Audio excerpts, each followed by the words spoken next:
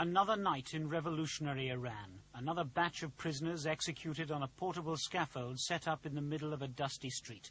For one moment, just empty Coca-Cola crates are all that stand between life and death. A crowd of onlookers chant Allah Akbar, God is great.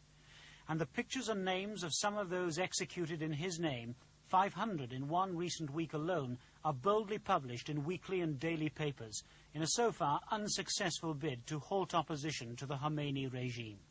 Former President Bani Sadr calls it a new kind of fascism. From Mehdi Bazargan, the Ayatollah's first Prime Minister, a brave public warning that these acts of revenge will turn the country into an ocean of blood. Just a fist raised in protest on the street can result in summary execution, another name on the list. And that, says the revolutionary prosecutor, includes children of 12.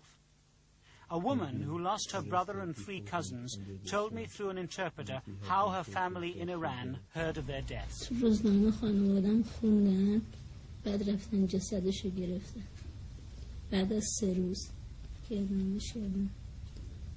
family read the news in the newspapers, and after 3 days they went and received their corpses.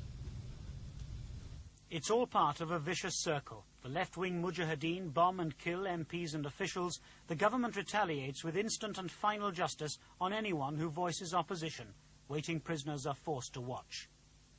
An Englishwoman, reluctant to show her face, who spent months visiting her Iranian husband in a Tehran prison, told me of some of the psychological games played with relatives too.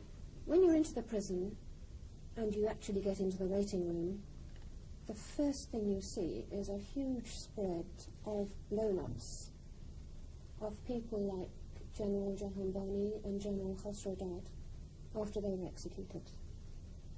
And pictures of dead people around. Pictures of dead people in very great detail. Many of those executed are first wrapped in American flags to reinforce the continuing and convenient belief, long after the release of the hostages, that all opponents are CIA spies. Even Iranian playwright and freedom campaigner Saeed Soltanpour, imprisoned for 4 years by the Shah, last April arrested by the people he'd helped to bring to power. 2 months later, executed. Opponents say the government can't last for long. These underground news sheets are said to be circulating widely among Iranian army units, even though the punishment for possessing one is execution. They show the Ayatollah as the bloodthirsty harbinger of death. They tell soldiers that he's the one who ought to be hanged. And they even carry pictures of people on the mullah's wanted list, allegedly in training to assassinate the Ayatollah. As the executions continue, at least 68 so far this week alone, some even feel the war with Iraq is being deliberately prolonged to keep the army well away from the seat of power in Tehran and from what is being done in their country's name. A country where, for most people, the only certainty about the day ahead is that you will be afraid.